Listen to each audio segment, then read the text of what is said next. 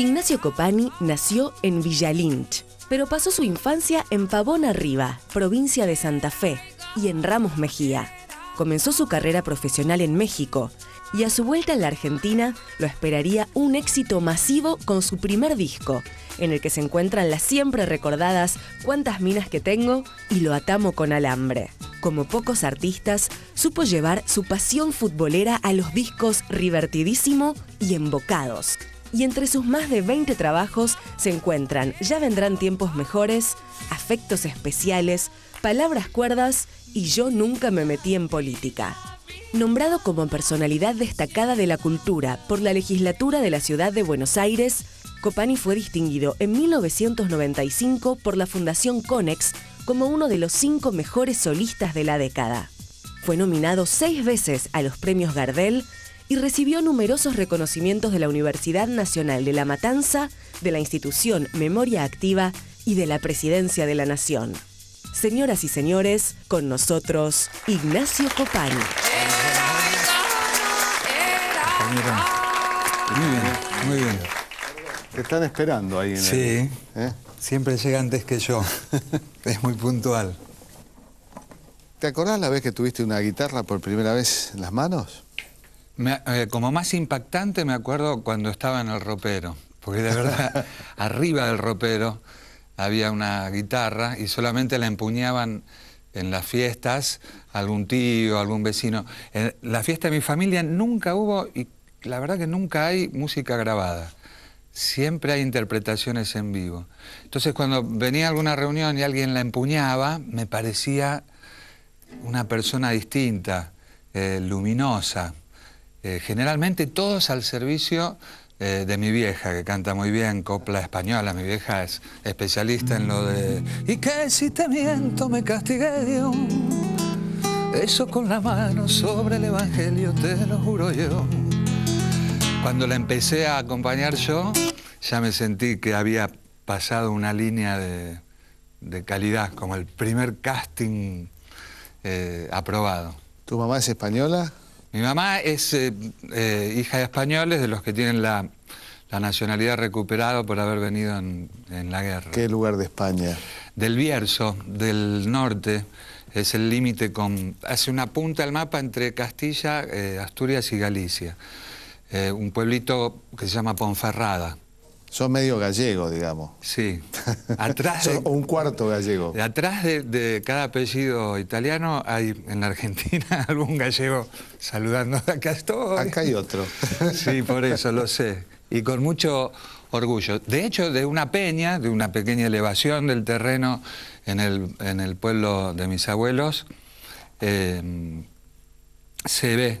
Te dicen, ahí es Galicia, ahí es Asturias y acá es Castilla. Así que es a muy poquitos kilómetros de eso. Mis 2 abuelos son de ahí. Así que yo de los 4 que tengo son 2 tanos y 2 gallegos. Es curioso, ¿no? Siempre se recuerda la remanida frase, poema, no por remanido menos genial, lo de Neruda, de se llevaron el oro, pero nos dejaron las palabras. Yo creo que también nos dejaron las guitarras.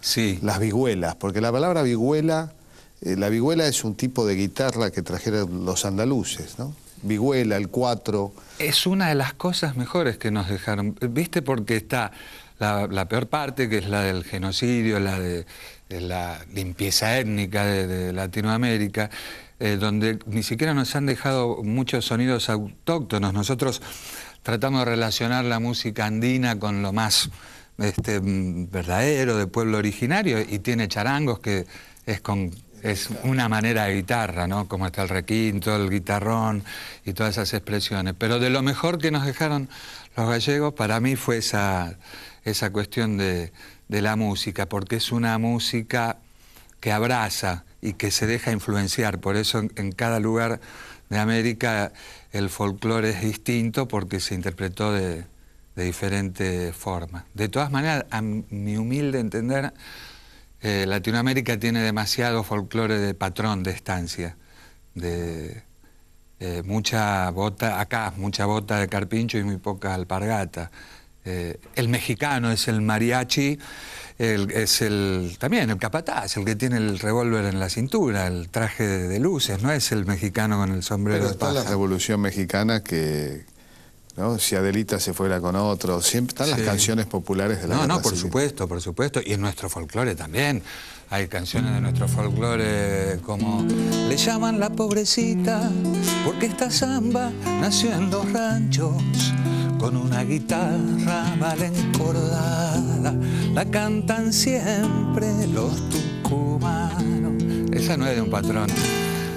Pero en general los tonos populares me parece que vienen muy influenciados por esa parte aristocrática de la música. Después viene, yo no sé si lo de Adelita ya no tiene que ver con el folclore casi contemporáneo, donde, bueno, si relata la cosa de la Revolución Mexicana ya es de 1900 y algo. Sí, 1912, 13, 14. Porque donde está el pueblo, después es en ese nuevo folclore que generan ya las comunidades de este tiempo, como el bolero en México, me parece... Cuba y México. Claro, la bossa nova en Brasil, el tango acá, me parece ya de un tiempo que empieza a definir identidades igual muy jóvenes, ¿no? Es una música creada más bien en ambientes nocturnos, prostibularios, de corralón.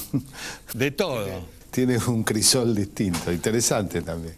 Es un folclore cocoliche también, porque ya agarra muchas influencias. No tiene, me parece a mí, no tiene todo el linaje que traerán esas sevillanas, que tienen su influencia árabe, que tienen sus vibratos. Igual tenés la chacarera y el chamamé, ¿no? Que son dos creaciones magníficas. Esos son más con alpargata, es más del patio y de bailar algo, la manera de bailar, de enamorar de los litoraleños con el chamamé. A mí una vez le hice un reportaje a Adolfo Ábalos y me contaba que la chacarera era el resultado del encuentro entre tres culturas, la española, la negra y la india. Y que la pregunta era dónde se cruzaban, porque la sociedad colonial es muy elitista y no se encuentran. ¿Cómo se encontraba el hijo del español o criollo con el negro y con el indio? Y la deducción de este sabio de la música, que era Ábalos, dice, en el patio del fondo, los chicos. Claro. O sea que era una música, porque fíjate vos, o sea, uno dice el rock lo hicieron los jóvenes, ¿no? Bueno, la chacarera también la hicieron los jóvenes, donde no había estratos sociales. Como el blues. Como el blues. Hay una película que relata la vida de, no me acuerdo el nombre, del que cantaba Grandes Bolas de Fuego. Sí. Del pianista, uno que incendiaba el piano, algo como un nombre compuesto, como si no la quiero perfiar, pero como si fuera Jerry Lee Lewis, algo así. Sí, creo que es Jerry Lee Lewis. Empieza la película con el pibe blanco, colorado, de rulos, espiando las casas de los negros, como empezaba esa simiente del blues, con esa influencia que traían de África y cómo se iba resignificando con sus historias de esclavitud, ¿no? Y de lamento. Así que pasa algo parecido con el blues que con la chacarera y su fusión con las cosas españolas, indias y negras, ¿no? ¿Y el joven Company dónde empezó? También en el patio. ¿Pero en dónde? ¿El patio de dónde? ¿En Buenos Aires? En Buenos Aires. Yo soy de La Matanza, de Ramos Mejía. Digamos que es mi barrio. No nací exactamente ahí, pero empecé ya la primaria ahí, mis máximos recuerdos, mi colegio. En la parte musical no había más que esa guitarra en el ropero y algún disco de moda. Mi hermana, que en esa época era mi hermana mayor, tenía un disco del Club del Clan que era espectacular, que se abría y se troquelaba y aparecían Chico Novarro, Raúl Lavie, Palito, todos lindísimos. Y era fanática de un Tano, que se llamaba Bobby Solo, que era una especie de Elvis, sí, pero hace poco vi un show de Bobby Solo en la televisión italiana, Bobby Solo ahora. Ahora. Y es verdaderamente un rockabilly. Sì, un capo, se piango, amore, io piango per te, perché sono parte di te. Tenía otro que era con la lágrima sul viso. Bueno, yo quería ser como ese. Y después vi que Sandro también era como ese, y que Elvis era como ese. Sandro y los de Fuego. Claro, entonces ese... y si vas también en México hay un Elvis, o había toda una movida en muchos países, como fue un ícono importantísimo ese rock de Elvis. Muy de pueblo también, porque era rock con guitarras. En mi barrio nadie tocaba el piano. La academia enseñaba guitarra y acordeón a piano, ya como lo más sofisticado. Y fui un buen sobreviviente del primer año de solfeo y teoría. Hay que sobrevivir. Sí, porque no... Yo no sobreviví. Todos los pibes tienen un impulso artístico a los 8 o 10 años y quieren ir a la academia de su barrio. Mi nietito ya me pide que le compre una guitarra eléctrica. Y antes los métodos no eran muy gratificantes, eran muy estrictos. Entonces eso del solfeo y teoría y no dejarte tocar una canción era cruel. Entonces iban abandonando los pibes. Y yo, como tenía tanto el norte de querer sacarla de Corrientes vengo yo, Barranquera ya se ve, y en la costa un acordeón gimiendo va su lento chamame. Rumbo a la cosecha, cosechero yo seré. Tenía tanta ganas de sacar algún tema de nuestro folclore que me lo banqué y empecé.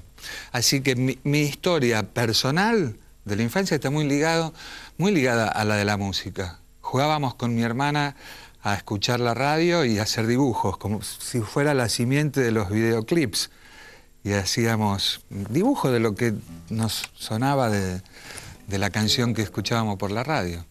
Y llegan los años, bueno, los años 60, vos eras un chico, digamos, pero empieza a haber también no solo la influencia del rock, sino empieza a haber trovadores, que es Sí. Empiezan a aparecer tipos como Serrat, bueno, Paco Ibáñez un poco más. Paco, que sé que estuvo con vos, yo tuve la ocasión de conocerlo porque era como, viste esos tipos que los saludás y no le podés decir colega, porque es como que el que lo inventó el puesto, como Amadeo Carrizo en El Arco, ¿no?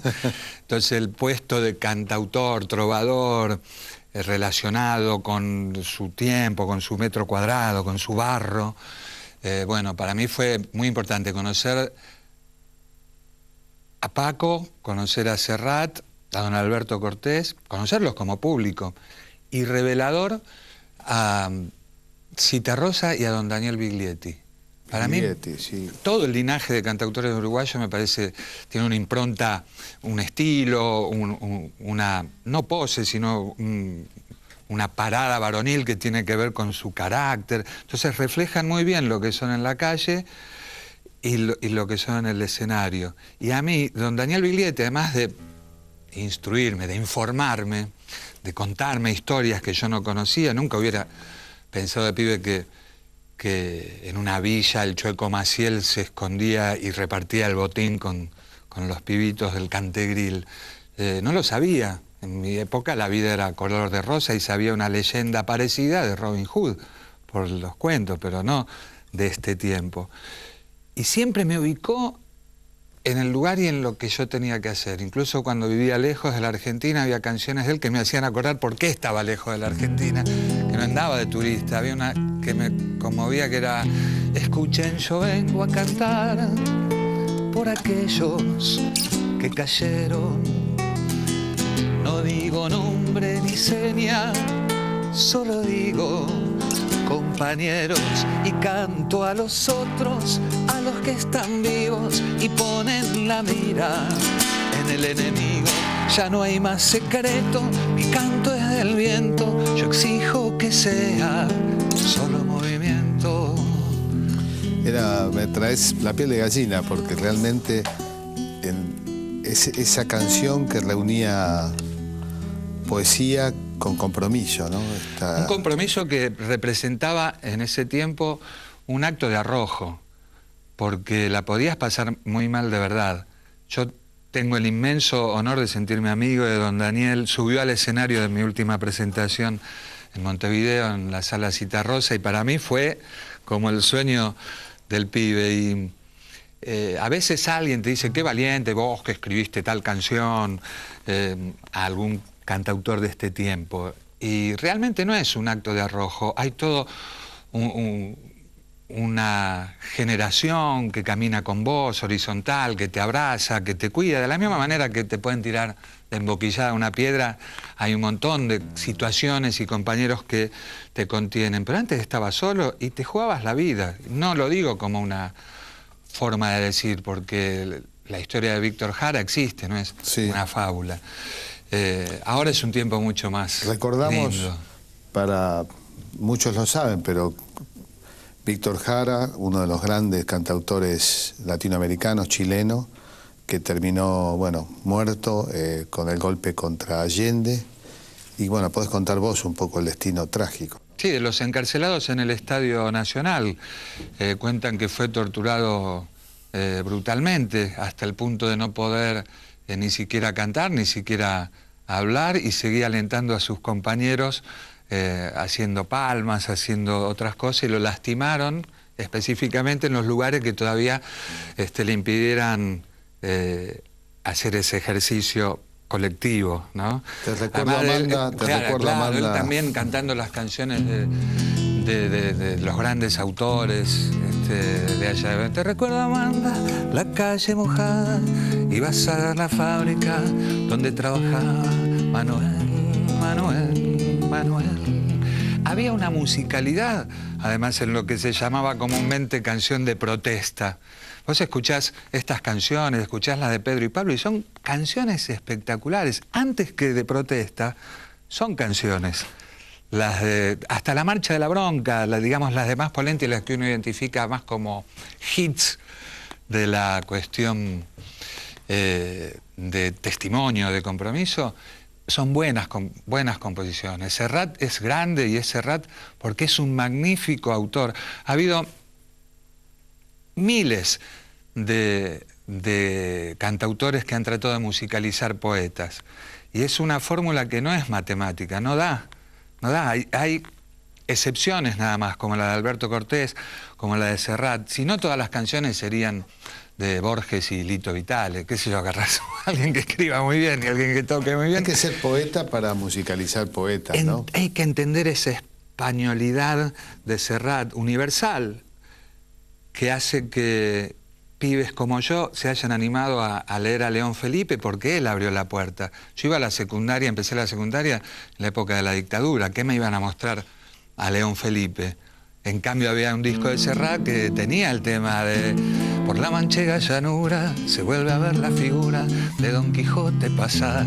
O a Miguel Hernández, yo quiero ser Llorando el hortelano de la tierra que besa y Esther Colas. ¿Cuándo lo iba a aprender? Nanas de la cebolla, por ejemplo. Claro. Entonces, musicalizar eso es algo para muy pocos.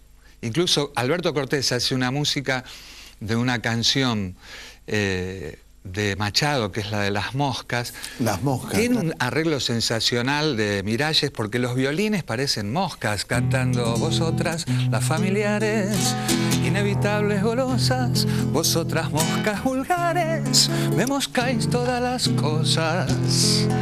Sensacional. Cuando se juntan solamente esos genios, por eso alguno cree que nada más cuando levanta polémica una canción testimonial tiene valor. No, primero está que son, ni me incluyo, que son artistas. De hecho, yo no solo no me incluyo, sino que los envidio. Escribí una canción que se llama Maldito Serrat, maldito ladrón, robaste la idea que tenía yo justo antes que yo mismo la escribiera.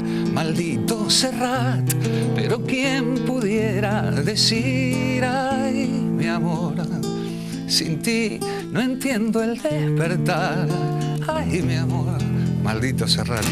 ¿Cómo escribía? En este primer bloque, más que hablar de tu vida, hemos hablado de la génesis misma de lo que sos musicalmente. Así que, y gracias, vos no te diste cuenta seguramente, 2 canciones que están en Mirta Niñez Estambul, La Pobrecita Claro, y Te Recuerdo Amanda, claro. que están en ambos casos cantados en sueco.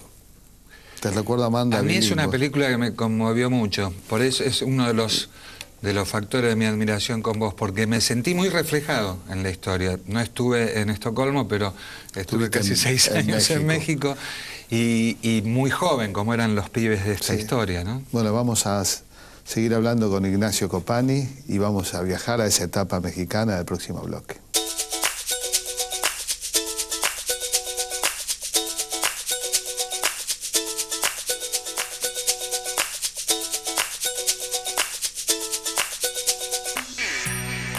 En muchas vidas de gente que deja huella hay un viaje iniciático. Los argentinos estamos llenos de viajes iniciáticos forzados, ¿no?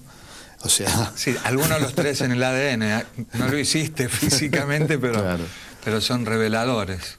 Te fuiste a México. ¿Por qué te fuiste a México? Sí. Bueno, me fui en época de la dictadura militar, alentado más que todo por mi viejo para irme. Mi hermana estaba exiliada del año 76. Su militancia era mucho más comprometida que la mía, que era muy pibe. Me fui a los 18 años.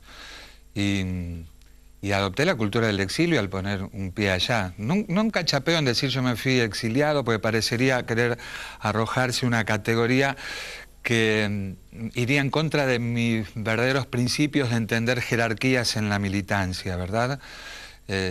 Y hay gente que se estaba jugando la vida y que no tenía otra opción. Yo tenía opciones, tenía la opción de seguir tocando la guitarra, pero en lugar de cantar las primeras canciones que estaba componiendo, empezar a hacer canciones de charanga y pandereta, ¿no? Como las que sonaban en una época de la dictadura, donde estaban prohibidos algunos tangos de Gardel porque al censor no le gustaba cómo sonaban las guitarras, así que era una época muy brava. Apenas puse un pie en México, entendí por qué tenía que estar ahí, entendí más la historia de mi propia hermana y además enseguida era bastante fácil con quién te ibas a relacionar. Había futbolistas argentinos, algunos empresarios argentinos y había miles de exiliados argentinos de mi misma generación incluso. Así que empecé a transitar ese camino y enseguida termino cerrando ser parte de esa comunidad del exilio porque me voy a vivir con mi mujer, que todavía es mi primer mujer y es mi actual mujer. Adoptamos a nuestra hija mayor, que es la hija de nuestra cuñada y nuestro cuñado que está desaparecido, mi cuñada y mi cuñado que están desaparecidos. Y obviamente no podía volver con ese espíritu, con esa vida, con esa vida que estaba viviendo. Y a mucha honra.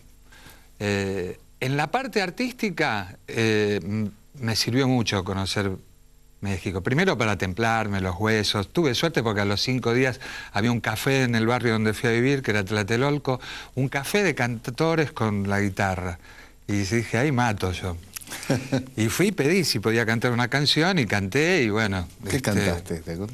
Y seguramente, no me acuerdo qué canté primeramente, seguro que me gustaba cancherear con algún tema de Sui Generis, de algo que no conocían ellos, pero que enseguida pegaban los jóvenes que estaban allá, así que pudo haber sido cualquiera de las canciones de Charlie, tipo necesito a alguien que me parche un poco, que limpie mi cabeza, que cocine guiso de madre, postres de abuela y torres de caramelo, que ponga tachuelas en mis zapatos para que me acuerde que voy caminando, que cuelgue mi mente de una soga hasta que se seque de problemas.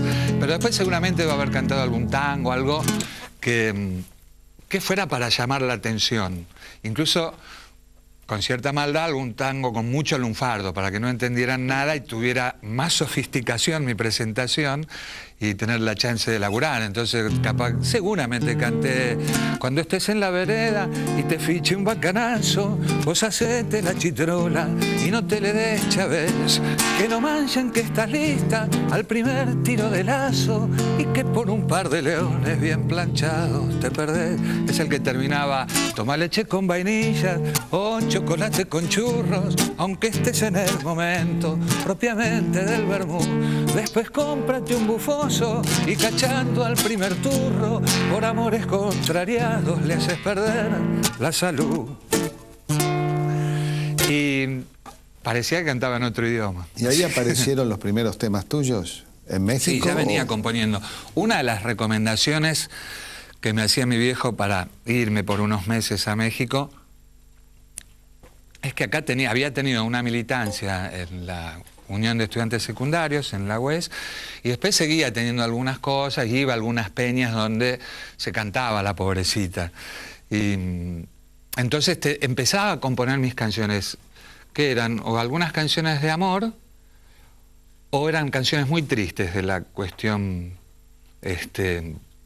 de todos los días, testimoniales. Ahí las canciones tristes comienzan cuando empezás a escribir sobre River Plate. No, no, porque cuando empecé a escribir sobre River... Eran canciones de protesta. No, eran de protesta. Las de River siempre en cada canción colaba, porque es como que me pasé haciendo canciones los primeros 10 años de mi carrera, que eran todas tarjetas de presentación, que eran todas autorreferenciales para mostrar. Ahora me da mucho más pudor cuando veo que hay una canción que exclusivamente habla de mí. Trato de que hablen como en conjunto, como que sea colectivo, como hablar siendo parte de una generación o siendo parte de una población. O de una hinchada. O de una hinchada, como esas canciones de River. Mirá, yo hago canciones de River porque soy de River. Quiero aclararles que estamos en presencia del autor del himno de River Plate, sí. ¿no? Esto no es... El más grande sigue siendo River Plate. Una canción que la tienen que pasar hasta en los multimedios, porque es la que ilustra todas las alegorías de River, incluso las de Bajón. Pero yo soy de River, en verdad, te lo digo en una estrofa nomás, porque un día lo eligió mi abuelo, cuando el siglo apenas comenzaba, porque en ese entonces era un sueño de rayitas negras, rojas, blancas, porque un día me llevó mi viejo de esa mano que hoy tanto se extraña, porque así me lo enseñaron ellos. Soy de River y ellos me acompañan. Para mí, ser de River es algo que heredé y que tenía que defender. Para mí, y que me perdone quien cree que es una exageración, dentro de lo que me completa, es como ser cristiano. Lo heredé y lo tengo que defender, a pesar de mis dudas. Nadie deja de ser cristiano porque haya un cura abusador. Y nadie deja de ser de River porque se vaya al descenso. Nadie, como en mi caso conozco, que haya dejado de ser peronista porque haya habido ocupas en nuestro movimiento y que llegaron al poder y que expresaron una textura totalmente diferente a la que nos formó a nosotros. Y esas son las cosas que yo heredé, las que no puedo cambiar. Casi todas las demás, la nariz la podría cambiar con un buen cirujano. Es cierto, ¿no? Yo creo que es más difícil dejar de ser de un equipo de fútbol que de un partido político, porque... Y a veces siendo honesto se puede dejar un partido político, porque muchas veces lo que cambia es el partido, no uno. Hay partidos y partidos, porque hay partidos que implican una identidad. Es muy difícil, si venís de una casa de radicales, dejar de serlo, porque sería como deshonrar todo el bagaje que trae tu familia. A mí me costó mucho, la única elección que no voté a la boleta del justicialismo fue en el 95, que voté a Bordón. Y me costaba entrar al cuarto oscuro. No me costaba, no digo que fui al... Pero había como un... ¿Qué está haciendo? Como que alguien del cielo me decía. Fíjate vos que lo que se había corrido, no te habías corrido vos de la idea, lo que se había corrido, porque se habla de transfugismo. Sí. La palabra tránsfuga tiene que ver con el que se va de una agrupación política. Pero a veces el tránsfuga copa la estructura política, claro, y el transfugismo se instala en todo el aparato político, lo cual no ocurre con los movimientos, claro, ocurre con los partidos. Por eso uno puede decir que tipos como Jauretche siguieron siendo irigoyenistas y adhirieron, claro, al peronismo. Discépolo. O Discépolo, Mansi. Claro, menos Mansi. Como no había peronismo ahora, en los 20, en los 30. Hay una cosa que te escuché una vez, que tuviste menos problemas con los hinchas de Boca, sí, que de pronto los problemas que te generó la identidad política de tus canciones y tuya, ¿no? Sí, sobre todo la referida a la actualidad. Ahí sí que cuando te metes en... generalmente los artistas tienen una buena posición conceptual. Muy difícil que encuentres un artista, salvo que quiera ser transgresor porque sí, que no defienda alguna idea universal de ecología, de justicia, de derechos humanos. Muy difícil que un artista se manifieste a favor de la matanza de ballenas en el Oriente. Es más difícil encontrar que se manifiesten de este minuto y de este espacio. Y como yo lo hago, me trae problemas. El manifestarte como hincha de River es conceptual también, entonces la mayoría de las veces tenés la comprensión del hincha de Boca. Decís, mira, este tipo es de River y se la banca. Ahora, cuando canté una canción sobre el cacerolazo del 2008, de la cuestión del campo, una canción que decía, no te oí en los días del silencio atronador, no te oí junto a las madres del dolor, no sonaste ni de lejos por los chicos, por los viejos olvidados. No te oí, puede ser que mis oídos estén mal, pero no escuché en la exposición rural reclamar por el jornal de los peones yerbateros, por la rentabilidad de los obreros, por el tiempo venidero, porque venga para todos. No te oí ni te oiré, porque no hay modo de juntar tu avaro codo con mi abierto corazón. Cacerola de teflón, vuelve al estante, que la calle es de las ollas militantes, con valiente aroma de olla popular. Cacerola de teflón a los bazares, o a sonar por la tele en hora clave, como tantas veces te escuché sonar, como tantas veces te escuché sonar. Ese tipo de canción sí te genera repudios que no te la genera un tema riverplatense de un lugar boquense. Esa se mezcla un odio que está en buena parte de la comunidad y que, bueno, no puede entender que uno haga esa expresión por convicciones propias. Entonces la crítica no es ni de la parte cultural, ni de la música, ni de la letra, ni del armado. Pues está bien armada la canción. Ahora, también te escuché decir que esa intolerancia que se expresa con un pensamiento político popular no se da con un pensamiento más reaccionario. De pronto, ¿no? O sea, claro, hay quienes dicen cada cosa y... Sí, quienes dicen y hacen y no reciben ese... Por ejemplo, la pena de muerte, la mano dura... Sí, el que mata tiene que morir y todo eso. No lo recibe. Y más o menos la canción recorre cosas donde decís... ahí escribiendo una canción diciendo el que mata tiene que morir, ¿no? Es casi sí, impensado. Pero a veces el que calla otorga. Y hay algunas obras de la cultura popular y exitosa que no te digo que promuevan directamente una acción, pero que en general ayudan a pensar que la desigualdad es un tono que cayó sobre nosotros y tiene que existir sí o sí. Hay mucho racismo y mucho machismo en las canciones populares. Y no digo por ignorancia un corrido mexicano de hace 80 años, digo algunas canciones de hoy mismo. Deberías charlarlo tal vez con artistas femeninas que les cuesta mucho encontrar un repertorio, digamos, universal, donde puedan salir bien paradas, porque en general, hasta en la canción de amor más inocente, el tema de eres mía, mía, mía, ¿viste? Está en las canciones de hace 10 minutos. Bueno, vamos al último corte y seguimos hablando con Ignacio Copani y escuchándolo.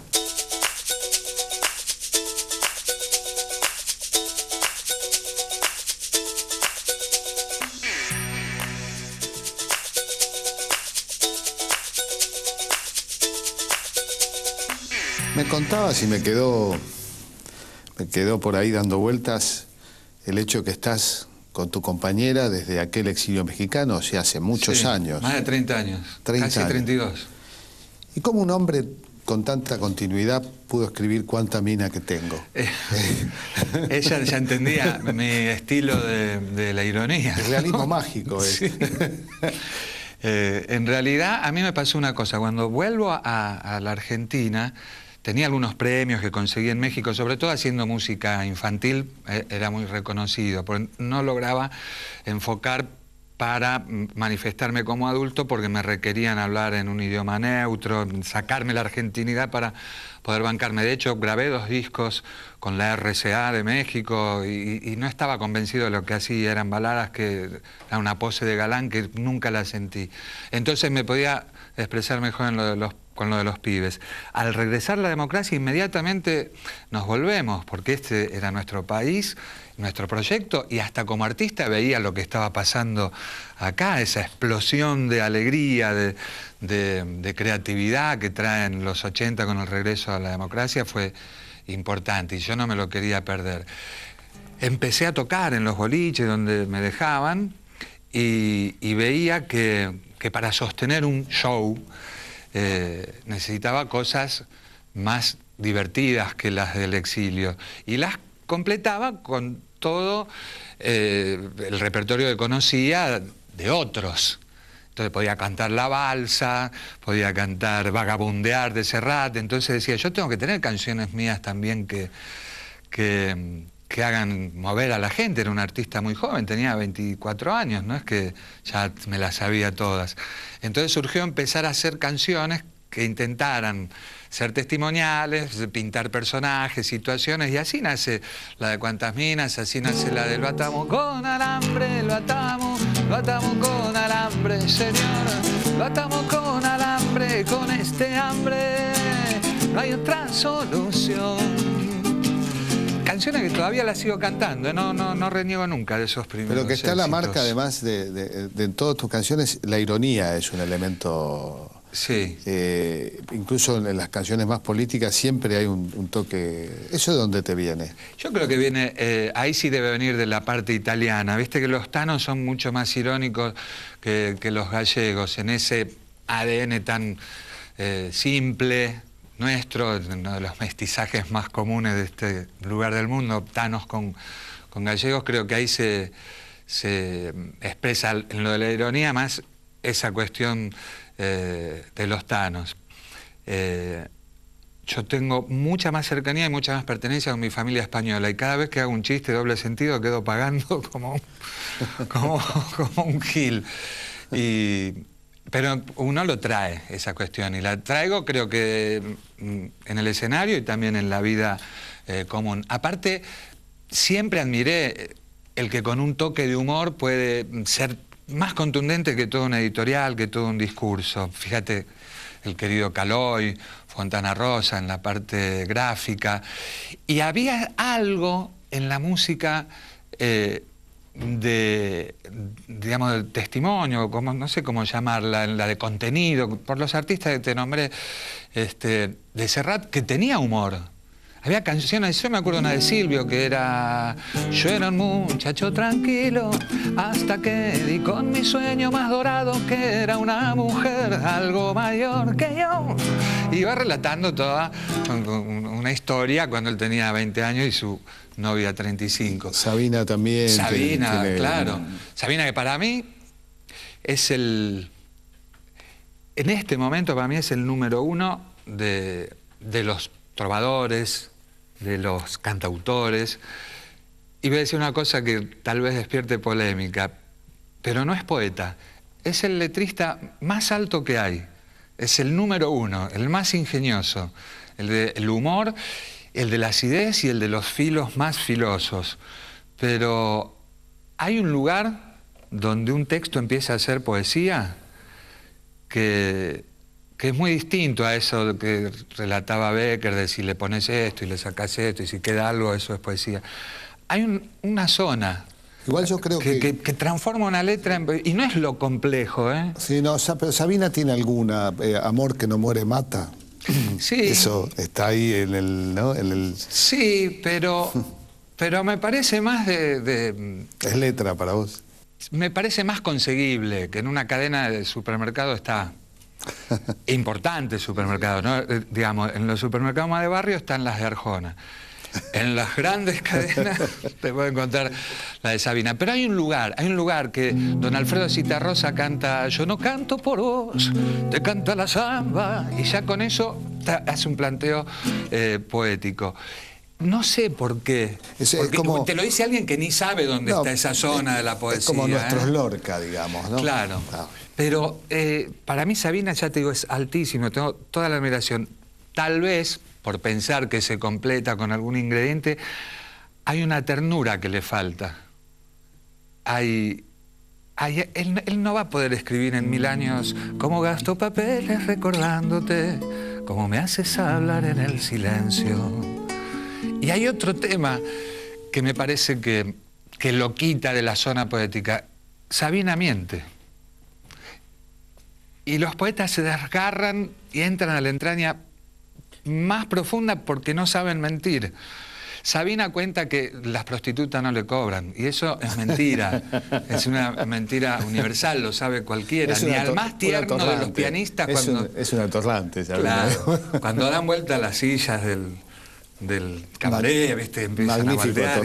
Magnífico atorrante. Para mí, ya te digo, es un uno, por eso es muy delicado, y solamente en un ámbito como este lo puedo decir, porque si no, fuera de contexto, dice que el que escribió Lo atamos con alambre cuestiona la poesía. Me lo dicen todo el tiempo en las redes. ¿Cómo te juzgás vos en ese punto? ¿Letrista? Un letrista. Me parece que puedo combinar las sílabas como un juego. ¿Viste el de las maderitas, el Shenga? Y a veces puedo llegar a alguna altura digna.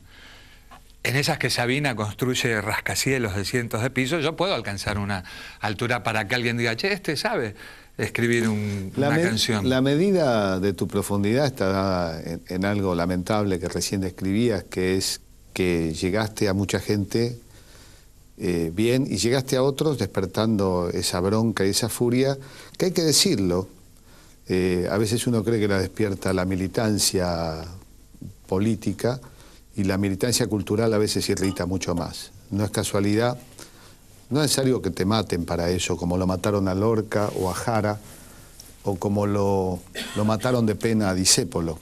Claro. Pero a vos te pasó, sentiste la mordedura del perro. Sí, y eso sí. creo yo que es una buena medida de lo que hace sentir. Sí, vos me conocés y sabés que yo no me victimizo. A mí me queda muy bien el por algo será, el algo habrá hecho. Y me lo banco, el algo habrá hecho. Pero duele, ¿no? Duele, pero vos sabés cuando entras en cierto territorio qué te tenés que encontrar. Yo me la banco. Es como el deportista súper consagrado que gana millones, que los príncipes se rinden ante él y después se queja porque de la tribuna le dijeron algún improperio. Él sabe que cuando llega a cierto lugar, si no, que juegue en el barrio, que ahí lo van a ir a buscar, a mimar, nadie le va a decir nada ni cuando juega mal. Calavera no chilla. ¿Tenemos una pregunta? Sí, hola Ignacio, soy Walter de la Villa 21-24 de Barraca. Soy de una organización, una ONG, Viento Limpio del Sur. Y nada, mi pregunta es simple, de tu éxito con Atalo con Alambre, ¿cómo crees que revolucionó tu trabajo, ¿no? Musical y... Lo de Lo atamos con alambre está en el primer disco mío, y en ese primer disco yo tenía otro tipo de canciones también. Yo tenía ahí canciones como una se llama Puede verme, que era un alegato contra el punto final, contra el indulto, en el momento que estaban poniéndolo. Tenía otra canción que era Chupetines y acuarelas. Cuando un peso era plata, mi maestro era un león, mi papá Tarzán y yo, el gordito de la cuadra. Entonces siempre convivieron esas cosas, porque son parte de mi carácter. Yo no hice un ejercicio especial ni un curso para escribir Lo atamos con alambre. Le hice porque vino un plomero a casa y hizo un desastre, y dije: estoy podrido que me ate las cosas con alambre. Entonces estaba por hacer una canción que era: ¿qué diferencia a un ser humano de un plomero? que él se anima a romper un azulejo, y me parecía muy agresiva, entonces hice Lo atamos con alambre y me involucré, la canto en primera persona plural, pero me hago parte, me cargo también de eso. Pero siempre caminaron juntas, entonces tuve muchos éxitos de ese color, del Lo atamos con alambre, como la canción de Los Benvenutos, los domingos en familia, una caja de sorpresas, el humor sobre la mesa, pasta cansera en TV, y No te creo nada, y La marcha de River, pero siempre caminaron a la par, nunca dejé de hacer tal repertorio por una cuestión comercial. Yo siempre entendí que había que tener cierto colmillo para lograr sobrevivir. Yo cada idea de mi vida me la financié. Soy un artista independiente, no tengo atrás un equipo de marketing ni todo eso. Entonces tenía que poner en algún disco algo para existir, para tener una excusa para ir a ciertos programas de televisión, y bueno, las hacía dentro de un marco de dignidad. No creo haber promocionado nada nocivo con lo de Lo atamos con alambre, ¿no? Otra pregunta. Yo soy Paula de Mundo Villa, y vos acabas de decir que sos un artista independiente y que no tenés todo el aparato de marketing. La semana pasada se acaba de aprobar una ley muy importante que tiene que ver con la ley de música, donde las bandas internacionales van a tener como la obligación de tener artistas nacionales en sus escenarios. Te quería preguntar, vos como militante, ¿qué reflexión te merece algo tan inclusivo, no? Muy bien, apoyo la ley de música 100%. Ese punto en especial me parece muy bueno. Yo viví en México y te obligaban como extranjero, no solamente eso, sino que ya cuando vivías, en cada plazo que duraba tu visado, tenías que hacer una actuación gratis para el pueblo. Y lo tenían que hacer, yo era un principiante, pero iba Rafael o Roberto Carlos y tenían que hacer en la Alameda una actuación que fuera gratis para el pueblo. Yo creo que en esos también que hay que atornillar esa cuestión con que tienen que pagar un poco más de impuestos los artistas extranjeros de lo que pagan por esos mega espectáculos, y me parece fenómeno siempre y cuando no sea siempre el mismo grupo soporte, parte de la productora que trae al artista extranjero, que se destaque, sino que haya un renglón abierto, digamos, para todos. Hacé de cuenta la ley del hábitat, que si haces un country tenés que dejar un porcentaje de hectáreas para algo, para la comunidad. Bueno, tiene que haber un espacio para que de alguna manera no lo decida la propia producción eso, cuál es el artista argentino que podría tener la chance de manifestarse con todo el público que va ahí. Pero me parece bárbaro eso y muchas cosas más de la ley de música, que se arme el Instituto de la Música, que haya un impulso para que los pibes puedan tocar sin pagar, porque ya no es que las bandas no ganan, a veces tienen que pagar para sobrevivir. Incluso creo que va a pasar algo con esta ley, que va a subir la autoexigencia de los músicos, porque también con la excusa de que no tenemos chance y con la ayuda de la tecnología viene cualquiera y te dice, este es mi tercer CD. Y lo grabó en la casa, y así cualquiera. También tenés que pasar por ciertos filtros de calidad como los que ya somos más viejos teníamos que pasar. Antes era un casting en vivo, vos hacías la prueba así en el escritorio, en el estudio, con el director artístico que le importaba, y hablaba con la mujer por teléfono mientras vos te jugabas la vida, porque en cada prueba de esas, la desazón camina muy de la mano con el artista. A mí me pasaba que cuando rebotaba, más o menos por un mes, no podía volver a llamar, no a hacer una prueba, a llamar, uno consigue contacto de tal compañía, de tal productora, llamaba para una oportunidad, no podía llamar por teléfono por el miedo al rechazo. No es mi hermano tiene una fábrica de chocolates y hace unos chocolates espectaculares. Y cuando no le compran puede sentir algo de sentimiento, de frustración o de tristeza, pero no va un chocolate a ponerse en la piel de él como una canción. Cuando al artista lo rechazan al artista, no a su producto, ¿no? Bueno, nos vamos yendo con una canción. ¿La elegís vos o te la pido yo? Yo tengo una que se llama Nunca me metí en política, que es de mis favoritas. Si nos te vamos gusta, yendo, no entera porque ya no, el director me dice, pero nos porque vamos tiene yendo, que ver con lo que estamos hablando. Nos vamos yendo con la canción. Dice, yo era un chico bueno, nunca abanderado, pero por lo menos un buen compañero en casi todo el grado. Se juntaba en ruedo bajo el sol del patio para que entre juegos le cantara al viento mi última canción de amor. Yo era un chico bueno, siguiendo los pasos de Hugo del Carril, del Grandi Cepolín y de Leonardo Fabio. Para ser sincero, solo los alcanzo en las negras listas de justicialistas y en su maldición. En política nunca, jamás me metí, ella sí se ha metido conmigo. Me prohibió en la niñez 2 palabras decir, reemplazó nombres por adjetivos. Por Perón se decía brutal dictador, por Evita mejor ni te digo. En política nunca, jamás me metí, ella sí se ha metido conmigo. Con un libro de instrucción cívica fui instruido en infamias y olvidos.